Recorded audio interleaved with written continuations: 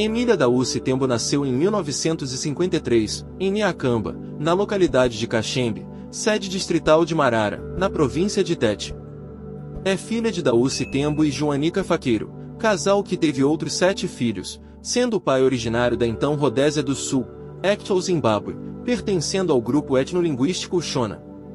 Por conta da seca que assolou a região em 1956, acompanhado da problemática do trabalho e impostos pagos pelos nativos ao regime colonial português, vulgo Mussoko, a família Daúce emigrou para o Zimbábue. Na antiga Rodésia, Daúce Tembo conseguiu um emprego numa plantação de algodão e por lá Emília acabou passando parte da sua infância até por volta de 1965. Dados colhidos no Instituto de Investigação Sociocultural, ARPAC, em Tete, explicam que o regresso da família Daúce deveu-se à massiva campanha de mobilização que os nacionalistas moçambicanos realizavam junto dos seus compatriotas nas plantações, minas e outros sectores de atividade no Zimbábue. Ao regressar a Niacamba, Emília Daúce ingressou na escola primária e missionária local, onde concluiu a 2ª classe em 1969. Consta que enquanto criança foi igual a várias da sua época, dedicando-se a atividades domésticas, assim como divertia-se com amigas, praticando jogos e danças tradicionais como Emidai, Njoli e Mafuve. Concluída a 2ª classe, com cerca de 16 anos de idade, e não havendo outras oportunidades para continuar a estudar no seu povoado, empregou-se como trabalhadora doméstica numa casa em Niacamba. Ingresso na luta armada. Ao nível de Tete, a luta armada iniciou em 1964, no posto de Chare, no distrito de Mutarara, mas por conta do posicionamento geográfico à Frente de Libertação de Moçambique, Frelimo, enfrentou vários constrangimentos para prosseguir com ações militares nesta região, sobretudo de ordem logística e proximidade de alguns países que se mostravam hostis à causa libertária. Nesse contexto, as operações militares foram suspensas em 1965. 2 anos depois, o comando da Frelimo decidiu reabrir a frente de Tete enviando 12 guerrilheiros liderados por Francisco Manianga, após a consolidação das frentes de Cabo Delgado e Niassa.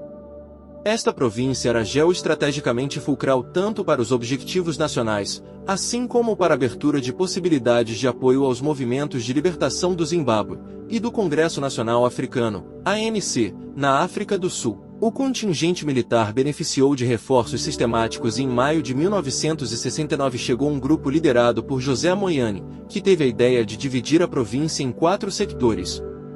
E nesta divisão Niacamba ficou na zona do 4º setor, que era bastante relevante, porque tinha a missão de atrasar a construção da barragem de Carrora-Bassa, para permitir que em menos tempo a Frelimo atravessasse o rio Zambeze pois, caso contrário, ficaria difícil a expansão da luta para a zona centro, por conta do enchimento da Albufeira.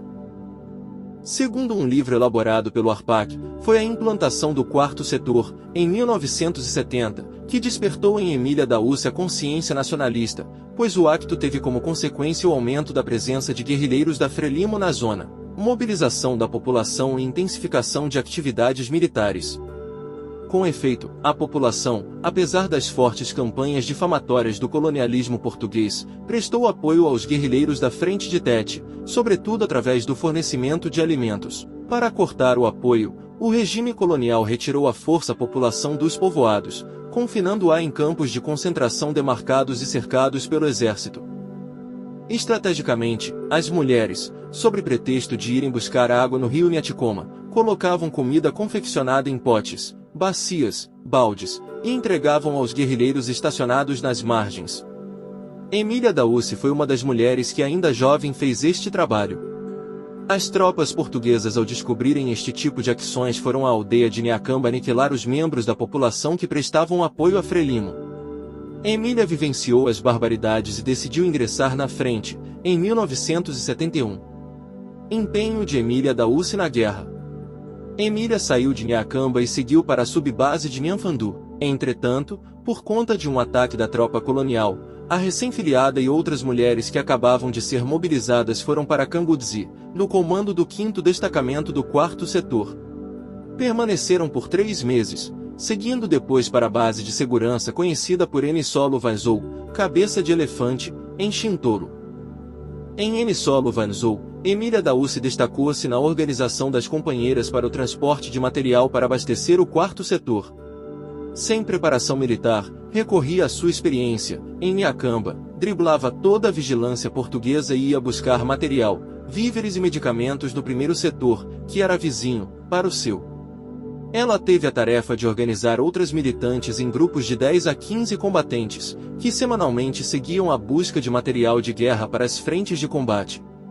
Este equipamento era, em algumas vezes, tomado das tropas portuguesas durante os confrontos. O seu empenho e sucesso nas tarefas que lhe eram confiadas fizeram com que fosse selecionada, em março de 1972, para ir receber treinos político-militares no campo de Naxinguia, na Tanzânia.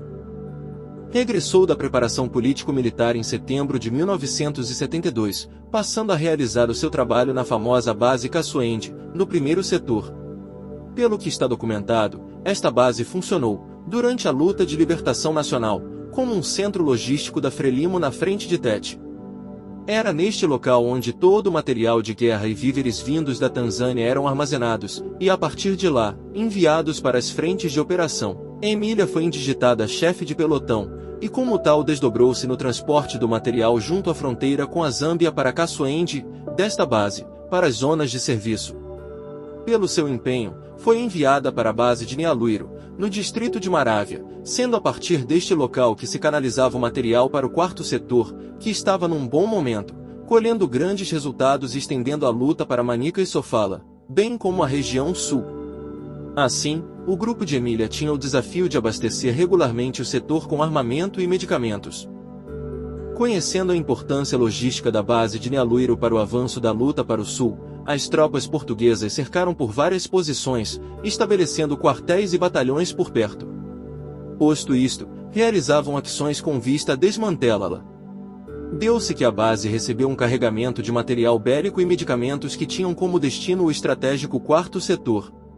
Todavia, antes de chegar ao destino, saindo de Kaswende, o material era escondido nas montanhas, aguardando-se por uma oportunidade para ser transportado pelas margens do rio Zambeze. A obra do Arpac, citando Elisa Fole Jaci, guarda-costas de Emília da UCI, explica que a heroína encontrou a morte a 11 de novembro de 1973, liderando um pequeno grupo que saiu da base de Nialuiro, na tentativa de garantir o transporte do material e medicamentos que tinham acabado de chegar. Enquanto saíam do esconderijo do equipamento, foram surpreendidos com uma ofensiva da tropa colonial. A guarda-costas contou que o grupo tentou ripostar, mas devido ao efeito surpresa, alguns combatentes recuaram e Emília da UCI perdeu cobertura, ficando exposta às balas do inimigo. Acrescentou que a heroína não quis recuar porque estava em jogo a grande quantidade de material de guerra que acabava de chegar. O seu funeral foi realizado no dia 12 de novembro, perto da base de Nialuiro. Esperamos ter contribuído significativamente por esse vídeo. Inscreva-se para ajudar a explorar assuntos relevantes.